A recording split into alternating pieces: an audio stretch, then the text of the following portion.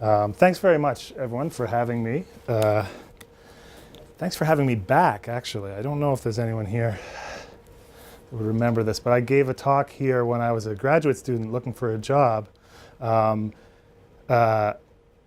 It's sort of embarrassing how it was on this project. Still, this would have been back, 1964 or something like that. It was a long time ago, anyway.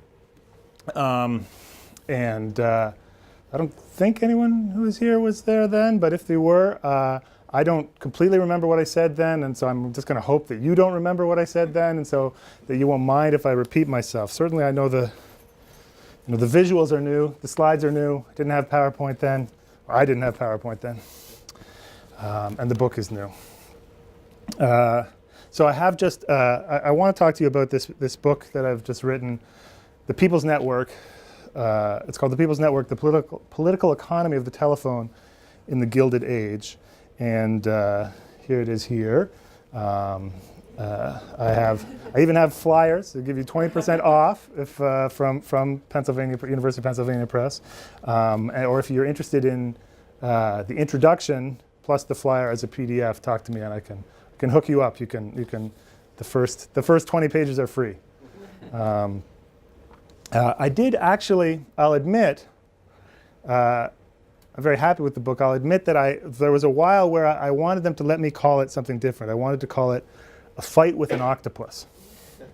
And that would have been, that title was an homage, sort of ironic, sort of sincere, to another book with the same title that was published in 1906 by a man named Paul Latsky, sort of an author and entrepreneur named Paul Latsky.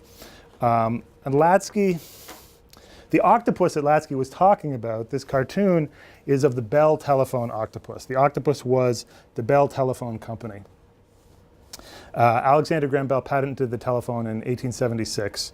And for the next 17 years, thereabout, a little bit less in Canada, the companies organized around his patents enjoyed a monopoly over the telephone in North America.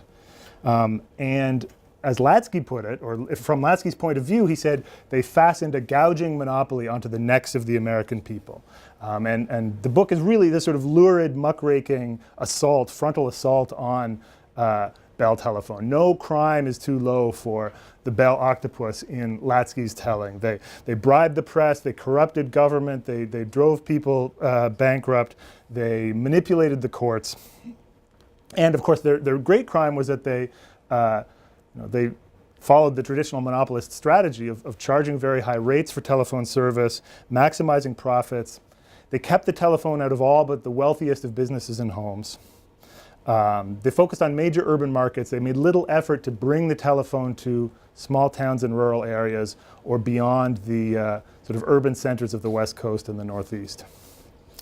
But then, according to Latsky, the people rose up.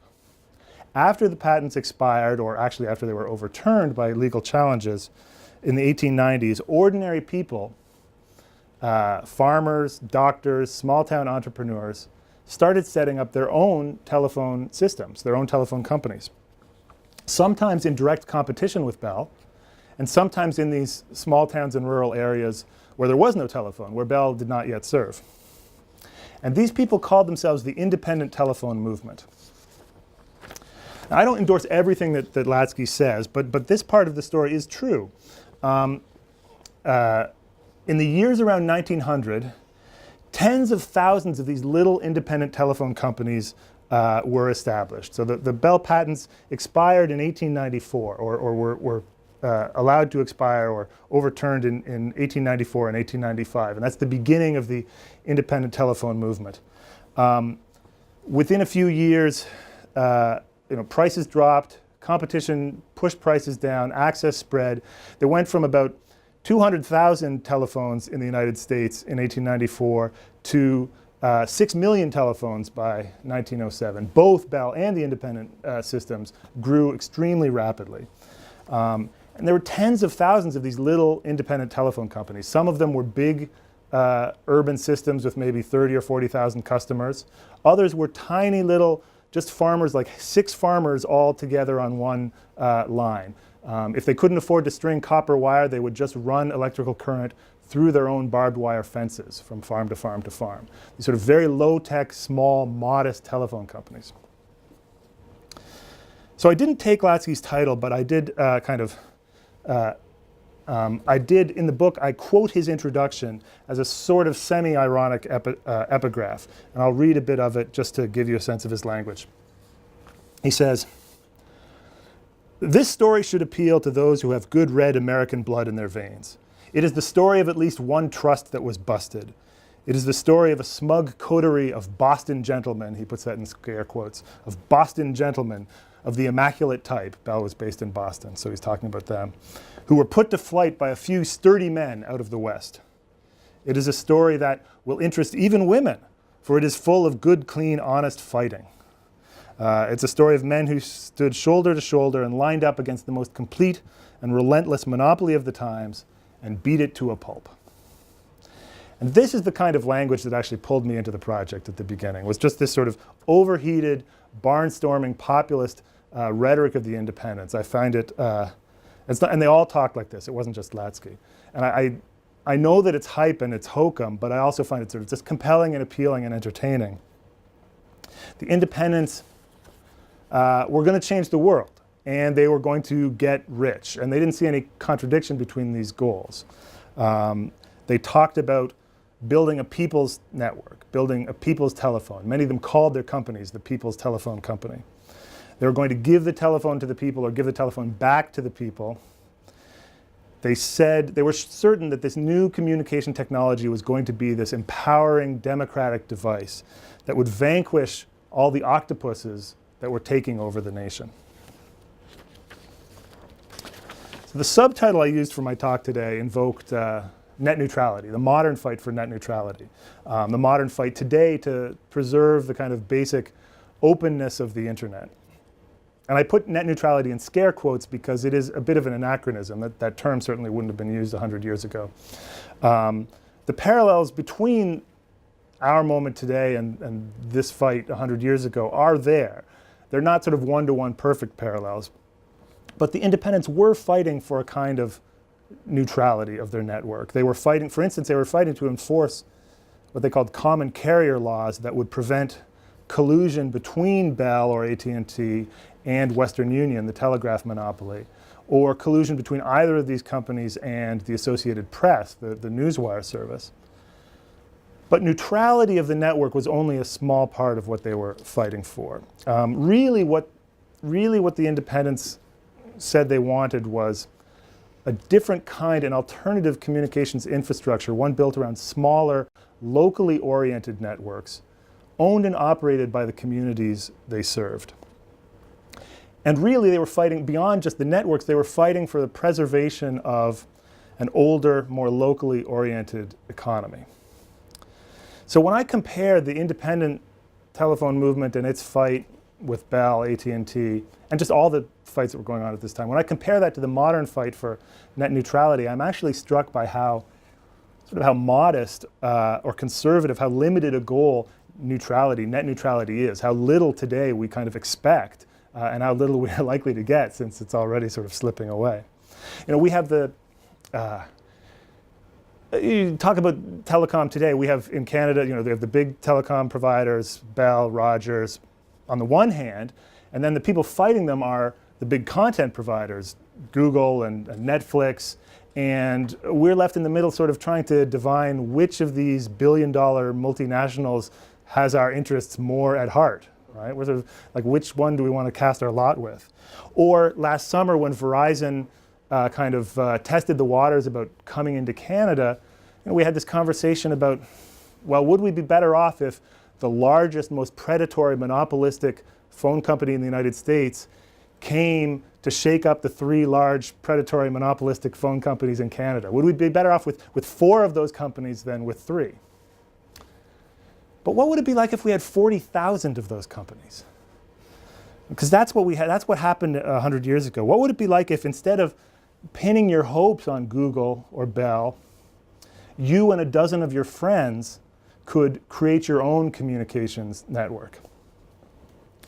Because that's what happened 100 years ago. And it happened more in some places than others. It didn't happen to the same extent in Canada, and that's part of my story. But just, I want to insist on the kind of drama of that we argue about whether or not the internet, telecom, these smartphones that we carry around with us is empowering to us. But these people, 100 years ago, 120 years ago, they built their own communication networks. Now, a fight with an octopus was not a good work of history. Okay, I'm not endorsing it. It was a hack job. It was a hatchet job. It's not reliable or objective. And if it was bad history, it was even worse at predicting the future. So Latsky said the independents had beaten the Bell octopus to a pulp. And in 1906, 1907, that's how it looked to many people, that the independent movement had somehow vanquished or was vanquishing the Bell monopoly. But 1907 was actually probably the zenith of the independent movement in terms of market share. In the years to come, the Bell companies would regroup and would change leadership and direction and consolidate under AT&T into a much more formidable organization. And they would also manage to shift the regulatory playing field in a way that outflanked and ultimately marginalized the independents. So by the end of the First World War, independent telephony as a kind of meaningful rival or alternate way of organizing the telephone was done. The independents would sort of last. The kind of 15% of the market roughly would be their market share for the rest of the century. But by the 1920s, what had come to be called the Bell system controlled, more than 80% of the telephone industry, and AT&T was the largest, wealthiest corporation in the world. And that's really how things would stay until the Bell breakup in the 1980s. So I'm not endorsing Latsky's predictions or version of history, but there is something that he got right. This isn't just this sort of bump. I don't want you to think of this as just a bump in the road towards monopoly. It certainly looks like that on this graph. But there was a battle between Bell and the independents. There was a fight for control of telephony, which has largely been forgotten. And what's more, this fight was not limited to this competition between Bell and its independent rivals. There were actually lots of struggles going on. There was a tug of war between telephone companies and their own customers. There were arguments between different kinds of customers about how the network should be organized. There were struggles between different branches and levels of government. In Canada and US federal systems, which level of government has authority over the phone? There were even fights between the different parts of the Bell system, because before First World War, it's really not accurate to think of Bell as one big octopus. It was several different pieces, all with their own interests and autonomy. So my book, The People's Network, is really about all of these fights in two countries, in the United States and Canada, and how they led to the communications infrastructure we have today. And the fights were not just about the telecom industry. I shouldn't say just, because I think telecom is important and hugely influential. But people talked about the telephone and the telegraph too as a concrete way of talking about something else, which is about changes in the economy, in the structure of North American capitalism. The same way that today we talk about the internet, when often we're really talking about the effects of globalization or of late capitalism, the commodification of things. This is a little game you can play anytime you're reading the Globe and Mail or the New York Times or the Atlantic, and you read a piece about what is the internet doing to us? Is the internet making us stupid? How do we protect our kids from the internet? Just replace the word internet with the word capitalism, and all of a sudden, all these conversations will be much more legible. They will make sense in a way that sort of that they don't currently. We can't see or touch capitalism. We can't see or touch the economy or the market. We can't see flows of information and capital. But we can see and touch our telephones and our computers. And Gilded Age Americans and Canadians, people living in the late 19th and early 20th century, they could see wires and poles. And so these physical things, which are, after all, channels for the flow of information and capital, these physical things became proxies for a debate about economic transformations that were not tangible but were still very real. And so what I want to argue and what I try and argue in the book is that the fight over telephony, or the fights over telephony, turned on and reveals these deeper debates in both countries that are much bigger than the telephone about the economic transformation of the age. A debate about what? About monopoly and competition, about the transition from, in business history we talk about proprietary capitalism to managerial capitalism. That is, from an economy that's made up of small family-owned businesses to one made up of nation-spanning managerial corporations. Ultimately, this debate, or these debates, were about the scale of economic and political life. What, local scale, regional scale, national scale, global scale. What networks are we a part of? What networks are we beholden to? At what scale can we best construct a prosperous society, or a just society, or a democratic society? So a lot of the politics of the 19th century were about space and scale. One chapter of the book is called The Politics of Scale. The great cliche of the 19th century is that technology was annihilating space, shrinking the world, transcending distance. The railroads, the telegraph, the telephone, these things were shrinking the world. They're creating a single continental market, a single network nation, or network nations. And of course, these are also the years that saw the rise of big business in America and elsewhere. The shift, as I said, from an economy of small family-owned businesses to the emergence of the nation-spanning corporation, of whom Western Union, the telegraph giant, is really one of the first nation-spanning monopolies, and AT&T is definitely one of the key players. Small organizations were eclipsing large organizations were eclipsing small organizations in lots of fields, spheres, in government, in education, in religion. But the corporation is definitely one of the drivers and one of the most influential. And the railroad and the telephone and the telegraph, all these things enabled this change, but they also served, just like the internet does for us today, they served as a powerful symbol of it. It's not a coincidence that people at this time depicted these companies like Bell as octopuses or as spiders. Whoops, here's the Bell telephone spider with the press and politics all trapped in its web. The long tentacles and webs of the octopus and the spider were, of course, they're visual metaphors for wires, for railroads, for oil pipelines. This is a famous painting of the Standard Oil octopus. All of these are distance transcending technologies, and the octopus is, the octopus is a nightmare of corporate size. It's about fear of big business, but it's also about reach. It's about geographic reach. If you want to depict something that, there's something frightening and monstrous about the way that it could operate in New York and reach across the plains and reach into your life in Indiana or Arkansas and affect your life there. That's what the tentacles of the octopus are all about. And the explosive battles of late 19th century, early 20th century politics were very often about this transformation. There are ways of movements like agrarian populism in the 1890s, or urban progressivism in the 20th century, or the anti-monopoly movement, certainly, were all efforts to wrestle with this change in scale, to figure out if organizations of this size were really compatible with democracy, and to figure out what it meant to live in this more networked, interdependent, shrunken world. And the telephone got enlisted on both sides of this contest. Telephone was a symbol. It was enlisted by the defenders of national integration and consolidation, of whom few were more important than AT&T.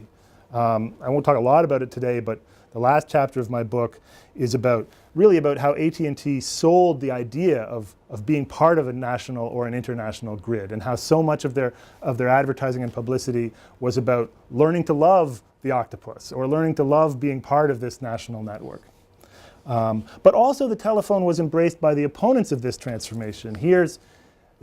Frank Woods was a leading independent, and in this cartoon he is making the AT&T octopus leap through a hoop. You know, so he's taming the octopus. It's a pretty strange-looking octopus, but they didn't always get the biology exactly right. So because the telephone and the telegraph were sort of enlisted in this debate, all these questions about how commerce and information should flow, national markets versus local ones, big business versus small ones, small business, got mapped onto sort of prosaic disputes about the telephone and its wires. And what I'm going to talk about next is that these arguments, I would say, got built into the wires. They influence the actual shape of the networks so that the wires themselves become physical artifacts of this transformation and historical sources that we can actually read today. So I'll try to show you an example of that. Yeah. So as I said, the zenith of the independent movement in the United States was around 1907. There were 6 million telephones in the United States at this time. About half of them, more than half of them, were outside the Bell system, were in these little independent companies. In hundreds of American communities at this time, there were 2 competing telephone systems, entirely unconnected and distinct. So if you and I lived in, say, Muncie, Indiana, we'd each have to choose whether we wanted to get our telephone service from the Bell Company, the Central Union Telephone Company, which was a Bell affiliate, or from the local independent, the Muncie Telephone Company. And if I had the Bell phone and you had the Muncie phone, then I could not call you. Okay, these networks were they weren't connected to each other. So it doesn't matter if you're just across the street, my phone doesn't call your phone. With my Bell phone in 1907, I could talk to anyone else in Muncie who also had the Bell phone. I could also talk to New York, I could talk to Chicago, I could talk to Philadelphia or Boston, because AT&T put a lot of money and effort into building these long-distance lines. In 1915, AT&T connected the first coast-to-coast telephone call, making it possible to call from the East Coast to the West Coast. So now, with my phone in Muncie, I can call Salt Lake City or San Francisco. I'd have to request that call in writing a week in advance, and it would cost me about $20 for a 3-minute call, which is something like $400 today, adjusted for inflation. But I could do it. I could make that call across the country. Now, if you had a telephone from the Muncie Company, the local independent, you could not make those calls. You could not talk to Chicago. You could not talk to San Francisco. You could not talk to Boston, because the independents never had that kind of long-distance network. You could, however, talk to someone in Roverton, Indiana, which is like 10 miles outside of Muncie. You could talk to the farms in Millgrove Township, which is like 5 or 6 miles outside of Muncie. And I could not make those calls with my Bell telephone because Bell didn't build that kind of intensive carpeting of rural areas the way the independents did.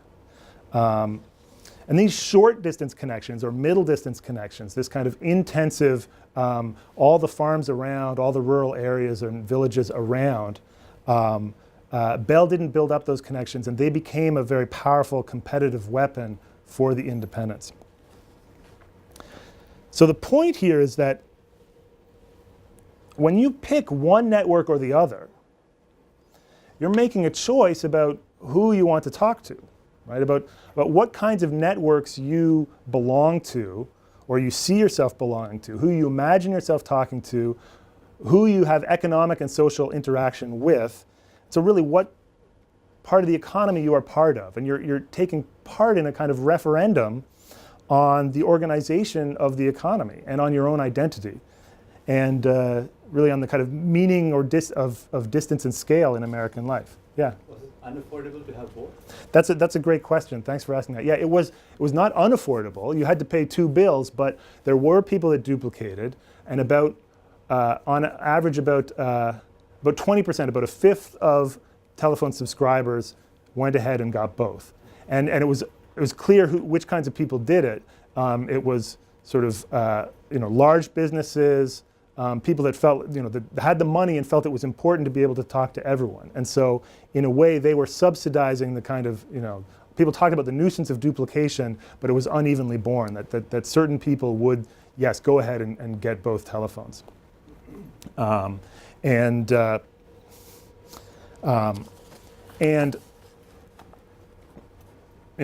always said, look, duplication is this huge nuisance. It's not, people shouldn't have to get two telephone systems. And that's true, but then people would also say, going back to my chart here, they would say, well, there's two ways you can look at it. One way is that I can only talk to half of the phones in town. Another is that since the independents came along, the network is 10 times bigger than it was, and it costs half as much. So actually, competition has been really good for me. And these different debates about the virtues and failings of competition over monopoly. And this business about scale and what kind of networks you're a part of is not something I'm projecting onto the debate. When people talked about this, they would say, the independents would say, well, what business does an Indiana farmer have in calling New York? Why would you ever want to do that? And at the same time, AT&T would say, would sort of sell the virtues of being, be a part of the national economy, be a sort of forward-thinking, be part of this national grid. And so they were engaged in this debate about what kind of networks mattered. So I said that I wanted to try and read the networks themselves as sources. And the way that I tried to do that is with two kind of detailed case studies, one in Canada and one in the United States. And the cities I looked at were Kingston, Ontario, and Muncie, Indiana. And I did something very tedious with them, although it would have been much more tedious without computers, is that I plugged in names and addresses from phone books, and then I used city directories to find the occupations of those people, and I used census data and fire insurance maps to sort of map the networks as best I could, to kind of analyze, do some network mapping and analysis of the telephone networks in these two towns. And as it turned out, there were very clear differences in the size and the shape of the telephone in Kingston and Muncie. Access to telephone service differed considerably. Even though the cost of service was actually roughly equal, the two towns are about the same size at this time and similar in various ways. I can talk about the ins and outs of the case study if you like, but telephones in Muncie moved much more quickly from the upper class into middle and working class homes than they did in Kingston. So in 1911, wealthy professionals made up less than 3% of Kingston's population, but they owned over 20% of its telephones, actually much more than 20%. In Muncie, the upper class is still overrepresented as late as 1910, but not by nearly as much. And you have a much larger, 35% of the phones by 1910 are in working class homes. So the phone moves from the upper class into working class homes a lot faster in Muncie. They also moved into rural areas sooner. You have much more rural penetration of the telephone. They appeared in different kinds of public spaces, like saloons and stables and barber shops, whereas in Kingston and central Canada in the 1880s and 90s, the telephone very much remains in sort of offices and wealthy homes. And it just spread faster. In 1905, there was one telephone for every 12 people in the state of Indiana, and one telephone for every 90 people in the province of Ontario. This is telephones per capita on the national level. This graph would actually be much more dramatic if I had done Ontario and Indiana rather than the US and Canada, because the key patterns here are more regional than national, which is something I can drill down into if you're interested. But so we have a lot more telephones in the United States per capita than Canada, but it's even much more drastic if you look at sort of specific regions like the Midwest, where the independents are strongest, versus central Canada, where there's very little competition. The United Kingdom down here, that's a whole other story. The basically, the short version is that in Britain, the post office controlled the telegraph and saw the telephone as a direct threat and kind of set out to, so the government itself was kind of against the telephone for about 20 years in Britain. And just sort of there's very restrictive regulation of the private telephone industry until, and you know, it's fair to say that the post office did everything it could to squash the telephone until 1912 when the British government ended up taking over the private telephone system. So, and people wondered at the time, you know, well, why do the Americans why do they use the telephone so much more? Why is there so much penetration there? What is the difference? The cost is not really that drastically different, so that raises this question of, okay, what is causing the change? And what I would say is that Americans and Canadians were also choosing not just between, they were choosing between different networks and different cultures of telephone use too. In places where Bell had a free hand, so places like where there was not independent competition and there was not strong political agitation against them, whenever possible they would institute measured rates. So you'd pay by the call, pay 5 cents per call. In places where Bell faced independent competition or where there was political force against them, they were often pressured into offering flat rates where you pay by the month, not by the number of calls. And with these billing structures comes very different patterns of use and cultures of use. On the one hand, you have a kind of flat rate telephone culture, which you see in the Midwestern United States, that embraces the social uses of the telephone, the frivolous uses of the telephone. People gossip on the phone, they sing, they play music to each other on the wires, they have these party lines where sort of lots of people are interacting. By contrast, in places where you have measured service, you have this measured rate culture that attempted to restrict such practices, where the telephone is seen as a serious tool for business. You make your call, you say your piece, you get off the lines. And even though it was, you could argue it was against their economic interest, the Bell Company in Canada tried very hard to get people to limit their use of the phone, to keep servants off the line, to keep, they asked men to keep their wives and their children off the line, not to tie up the line with frivolous gossip, that sort of thing.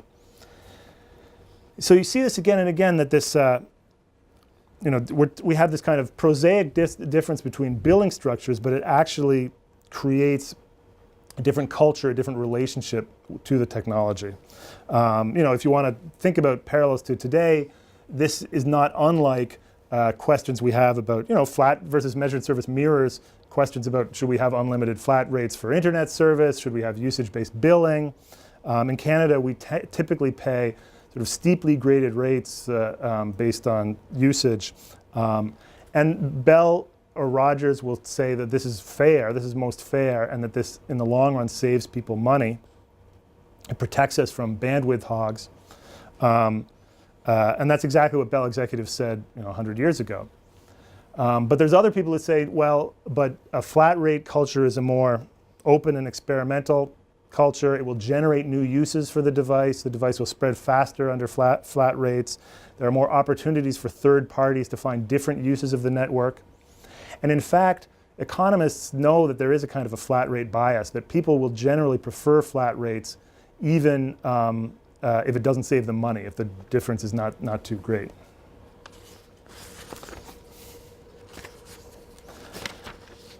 The trouble with, how am I doing for time? I'm going a little short. The trouble with taking just one section out of my book is that it probably looks like I'm making a cultural argument. Americans use a telephone like this, and Canadians use a telephone like this. Sort of, you know, Americans are on the make and entrepreneurial, and Canadians are placid and deferential, and this is why this looks different.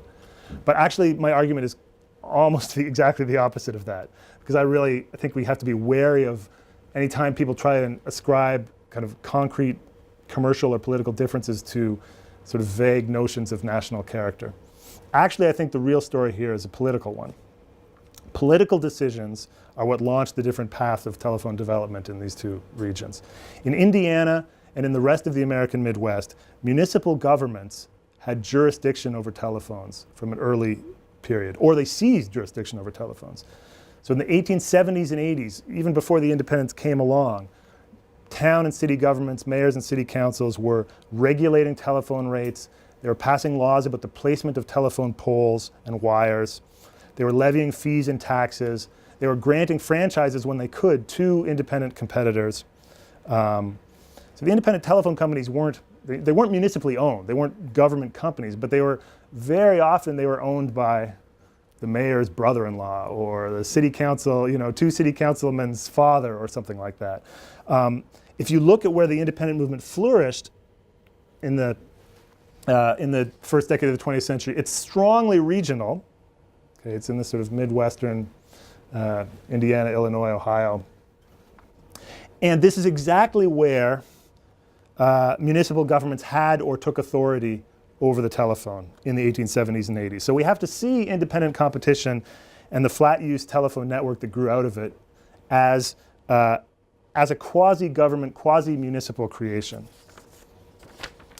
In Ontario and Quebec, in central Canada, local governments may have wanted to take a stronger hand in the telephone industry, but they had little power to do so. Almost from the start, Bell Canada secured legislation immunizing it from municipal regulation and used its federal charter to marginalize independent competition. How many people like their internet service provider or think they get good value for their money? That's good. I'm glad to hear it. Who's your ISP? Okay, well there you go. It's a third party. Yeah, okay. The third-party wholesaler thing is a whole other kettle of fish, but nobody on Rogers or Bell ever raises their hand if you ask that question. So if I had to point to one moment that would explain, well, why do we pay as much as we do for telecom or internet? Why do we have so little power, regulatory government power over it? I would actually point to one particular telephone pole that was erected by Bell Telephone Company of Canada in Quebec City in 1880. Telephone poles were much more controversial then. People's eyes glaze over when I talk about telephone poles. The wires are the sexy part of the network, right? The wires transcend space and flash information at the speed of light. The poles are just stolid and dull. They just sit there. But the poles are where the story is, because the poles root the network in physical space. They're where the space annihilating network meets local politics, local concerns. Poles were much bigger in the 19th century than they are now. They had to carry a lot more wires.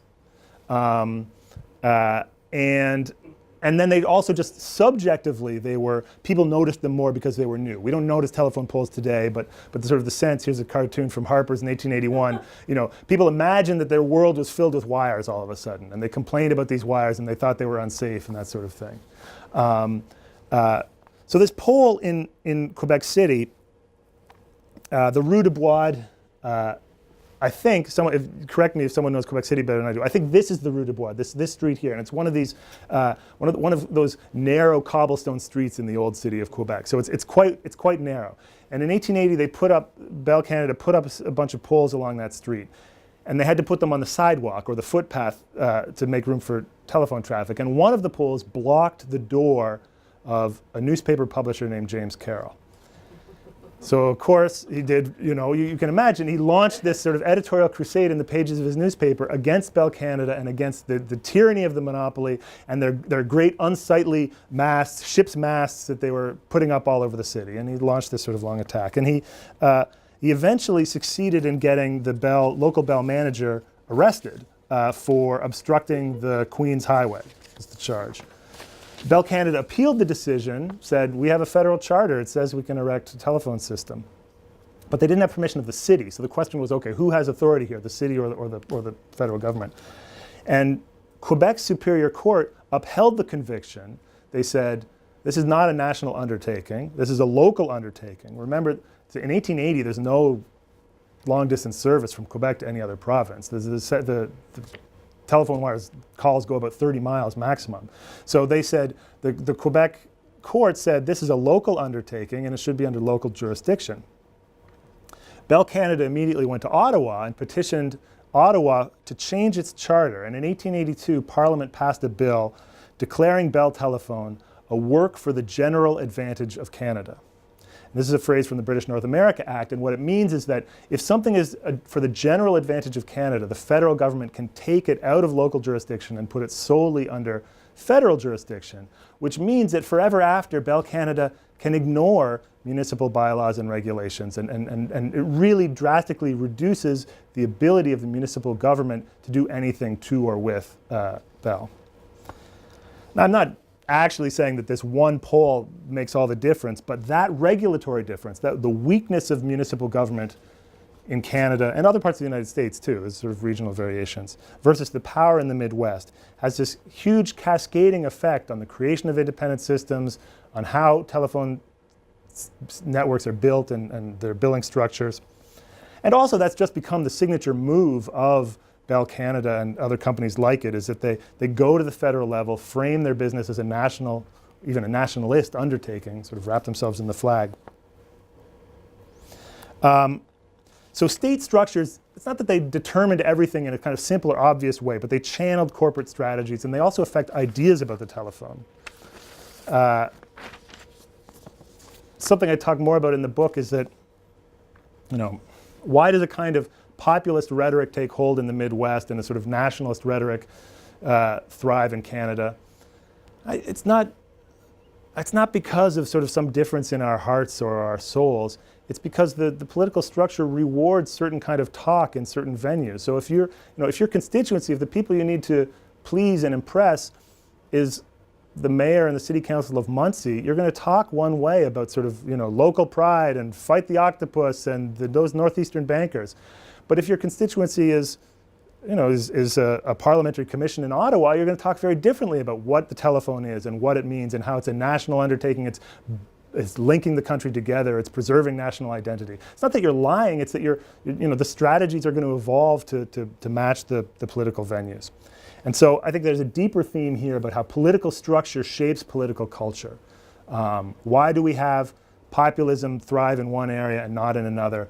It might not be some special quality of the soil. It might actually be these kind of path-dependent regulatory differences. Even sort of things that we think of as big differences between Canadians are like this, Americans are like this. I think that you can drill down, you can find the sort of structural differences that reward certain behaviors in one place and not another. The book talks about the provincial systems in the prairie provinces. Manitoba, Saskatchewan, and Alberta all created provincial systems. It talks about the demise of the independent movement, how AT&T succeeded in shifting the regulatory playing field to the federal level and really kind of outflanked and divided and conquered the independent movement. I won't tell all those stories today, but just to insist that that they are all political stories. There's no such thing as a natural monopoly, but there's also no such thing as free competition. These states are always politically constituted and constructed.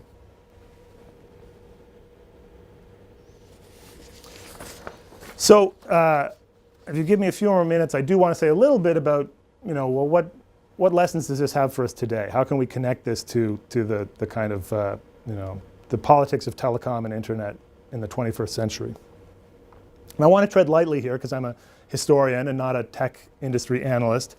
The parallels are real, but they're not, I'm not going to insist on them on one-to-one terms. So that the rise and fall of the independents looks a lot like kind of dot-com boom and bust in the 1990s. It looks even more like the rise of municipal Wi-Fi in the United States in the last decade. And certainly the moves by Verizon and Comcast to end that municipal Wi-Fi movement come right out of the old AT&T playbook. You go to the state level, the federal level, cut them off there. Concerns about throttling and usage-based billing look a lot like the flat measured culture debate. But as I say, the point is not to make one-to-one analogies, but rather to sort of draw general lessons about the past of political and technological change. So the first one I've already kind of belabored is the inescapably political nature of communication technology. In the 1990s, in the early days of the internet boom, all you heard is that politics are irrelevant. You can't regulate the internet. Information wants to be free. You can't control it. You can't fight the future. Right? But that claim that governments and citizens can't shape communication networks is itself a political claim and has to be met with skepticism. Second, the story highlights the potential power of the local and the small and the municipal. The rhetoric of telecommunications is all about transcending distance, annihilating space. But in the history of the telephone, it was municipal governments and local entrepreneurs and an insistence that the network existed in a local space that proved the only really effective resistance to monopoly capitalism. The clumsy bylaws and the sticky fingers of 100 municipal governments, who weren't technologically sophisticated, who were often just out to line their pockets. Nevertheless, that proved a better defense of the public interest than the most expert, erudite federal level commissions.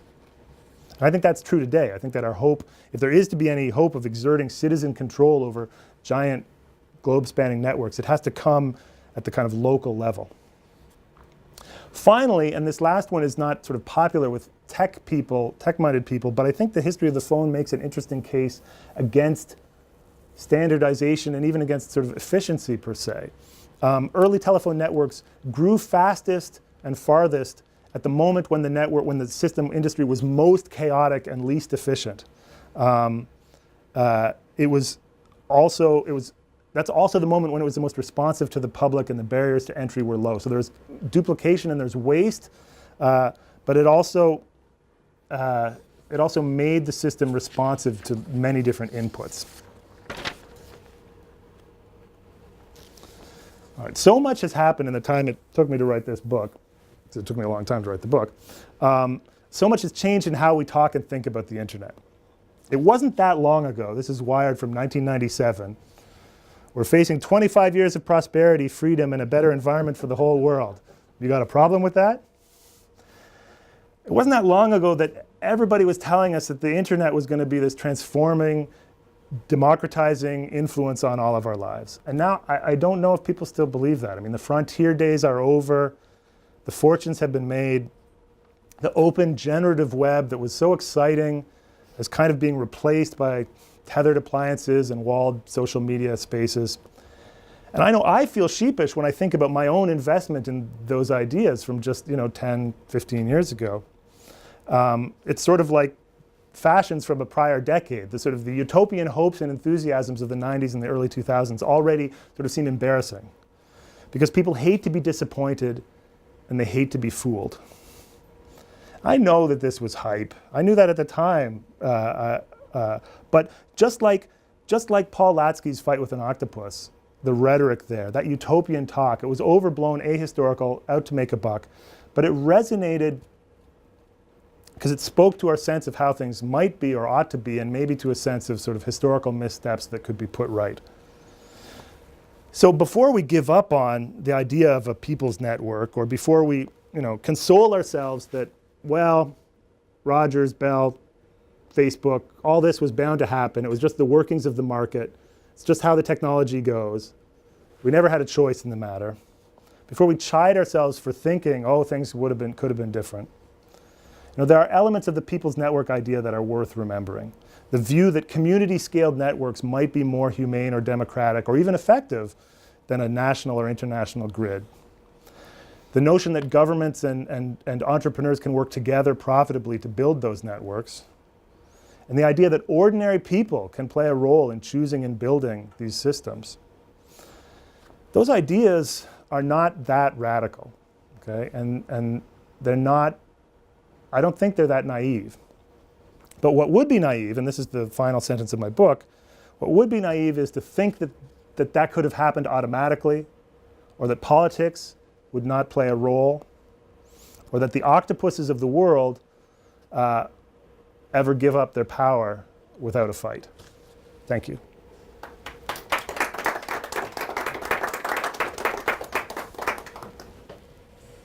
I think we have time for a few questions. Great, And we can obviously great. stay in this room. Yeah, sure.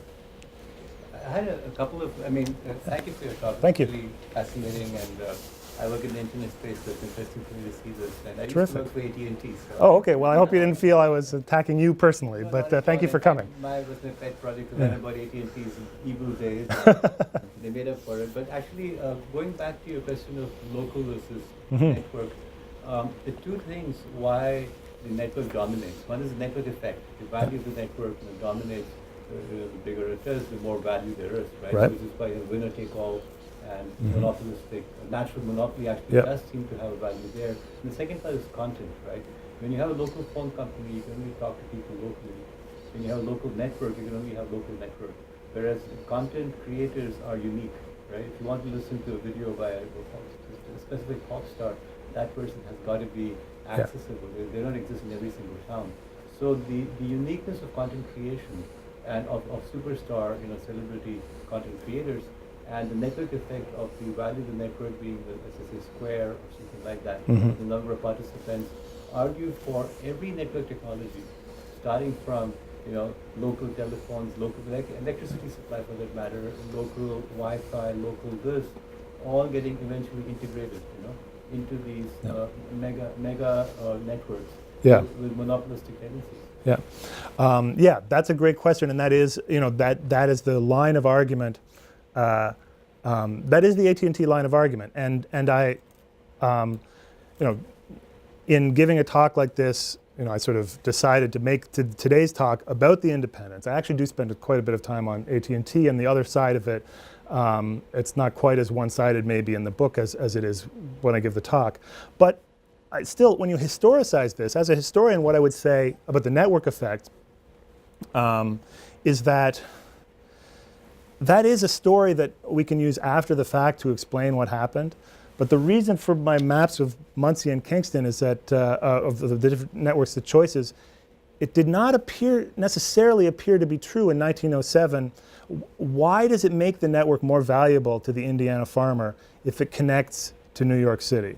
What sort of, this is talking about telephone, not the sort of content creation is another side, but what sort of, for him, the network effect is, well, all of my friends, all the local people I'm going to talk to are on this network.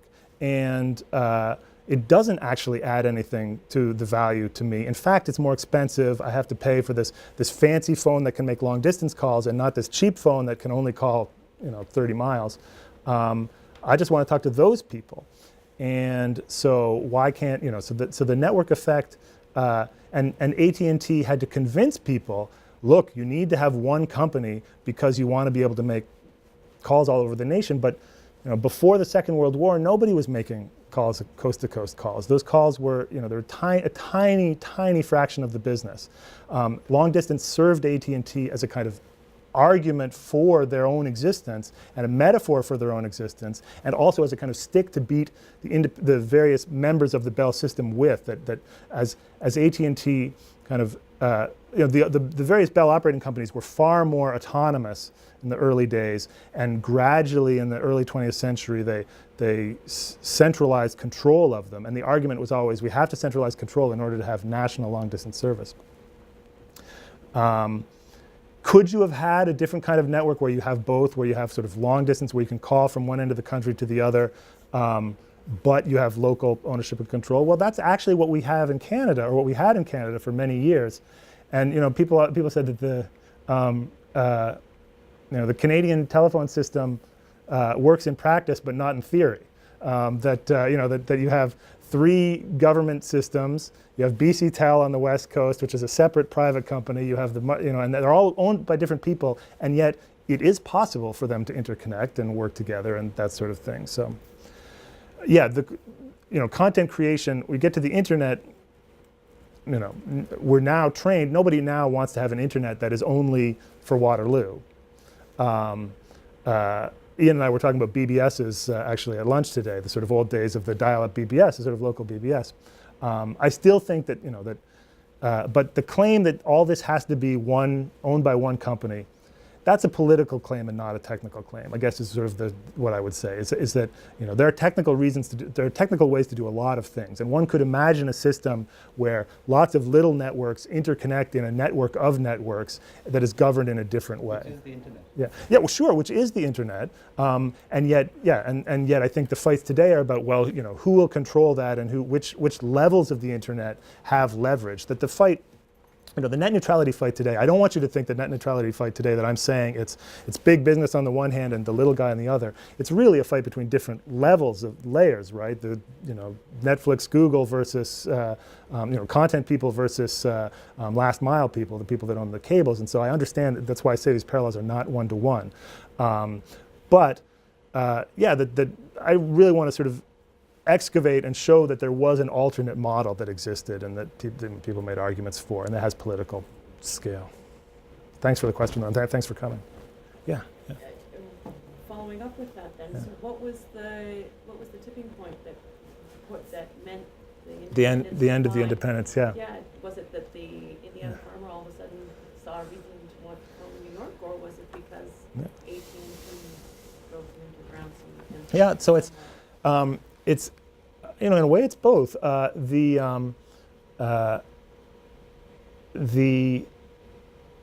a regulatory shift, as I suggested, that there's a move from sort of municipal politics to state level regulatory commissions, and then finally to the federal level, and state commissions and federal commissioners are much more likely to be persuaded by the arguments of, we have to integrate, to consolidate, we have to force interconnection. But there also is a defection by the kind of Main Street businessmen who were the key constituency of the independents, the sort of, the sort of local boosters who, they do defect at a certain point and say, no, I do want to call, I am part of this larger network, and I do want to be able to call New York, and also what they say is, I'm sick of having to pay for both phones, which was the question that came up before. I'm sick of having to pay for both phones. So I don't care who owns it, but I want the government to legislate that they have to interconnect. And you saw that sort of that other line on that graph of the connecting independents, that more and more independents connect. And then there's not a kind of a one moment I can point to, but as they connect, independents who connect have to meet Bell's technical standards, and more that means letting Bell kind of tell them how to do things and run things. So they become less independents. They're sort of absorbed in a way into the system. And a key moment actually in the United States story, not in Canada, but in the US, at the tail end of the First World War, the government actually nationalized the telephone and took over the telephone for a year. The Woodrow Wilson's government took over the telephone and telegraph for a year. And they, on the one hand, everyone thought this was the prelude to, this is the worst thing that could ever happen to AT&T, but it wasn't the worst thing that ever happened to AT&T. In fact, the government did all the things that AT&T wanted to do, like force interconnection, waive the sort of, AT&T was under all sorts of antitrust pressure. The Justice Department was watching all the takeovers and mergers and consolidations that they did, but the government could consolidate and merge in ways that AT&T couldn't. Same way that the government broke the unions, broke the telephone operator unions in 1919, basically did all the stuff that AT&T wanted to do, and then in 1919, they had sort of become so unpopular that they gave the network back to AT&T and said, okay, you can have it back, and all the work was done, and that was sort of the end of in a lot of places. In Muncie, that's when competition ended, was under that 1 year of government control. I think our time is, we have some. Probably people coming in here. We're hoping that we can go into more questions. No. So we might have time for one more question. Oh, well. Well, I'm wondering, I guess I'm thinking of the progressive movement that you're talking about, all this, the trust busting and more efforts to regulate. Yeah. But I'm wondering also if there's, some parts of your talk make me think about populism and local regions. And was there a different populist answer to this question than the progressive answer that we see in World War I? Yeah, well, I think that the independents are definitely rooted in populist rhetoric and populism, and so their idea, that they are, they talk like populists. The People's Party itself, the kind of big P populism, they call for the nationalization of the telephone and telegraph. They are one of the first sort of parties to come out and do that. So they have this, you know, that's their answer. But I think you have to see populism with a small p as much bigger than the People's Party. And actually, how I kind of approach it in the book is populism as a language. And there are people sort of, you don't have to be a kind of bewhiskered socialist from Kansas to say things like the octopus and fighting for the people. Actually, there are genteel middle-class reformers in New England who talk that way too. It's just kind of the language of anti-monopoly that is everywhere. And people pick up and use this language in order to have this conversation. And then what I'm interested in is why does it take hold in some places and not in other places? And I think that the political structures have a lot to do with that, to why you have, you know, populist success in this state and not this other state where there's just as many farmers, you have no populist success. And well, what is the difference? And it has to do with these kind of underlying structures. Thanks for that question. Yeah. Well, thank you. Very much for your time, Rob. We really appreciate having you, and completely fascinating work. Thank you very much. Hope you all Thanks join very me much for having me. as well.